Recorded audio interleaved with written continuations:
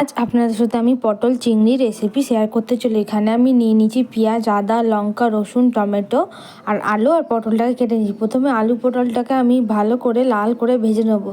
আলু পটল কড়াইতে তেল গরম করে দিয়ে সামান্য পরিমাণ হলুদ গুঁড়ো, নুন দিয়ে ভালো করে ভেজে নেবো।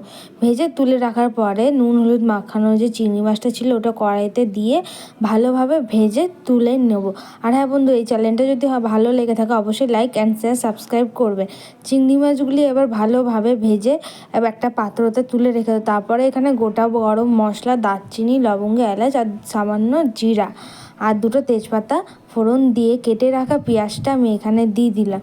দিয়ে কিছুক্ষণ ভালোভাবে ভেজে নেওয়ার পরে বেটে রাখা যে মশলাটা ছিল আদা, রসুন, কাঁচা লঙ্কা, টমেটোর পেস্ট সেটা দিয়ে দিলাম।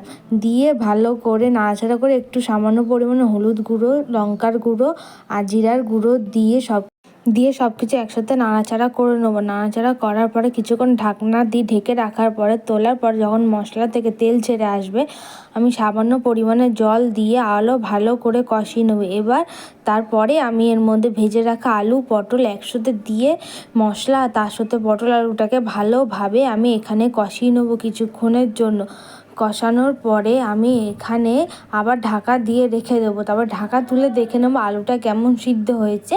এখানে আপনারা আপনাদের স্বাদ মতো নুনটা ব্যবহার করবেন। পটল, আলু আর মশলাটা একসাথে ভালোভাবে কষে আসলে ভেজে রাখা মাছটা দিয়ে ভালো করে নাড়াচাড়া করে আমি সামান্য পরিমাণে জল দিয়ে ভালোভাবে এটাকে এখন ফুটিয়ে নেবো। ফুটিয়ে নেওয়ার পরে একটা পাত্র ঢেলে উপর দিয়ে গরম মশলা ছড়িয়ে দিলে রেডি হয়ে যাবে পটল চিংড়ি।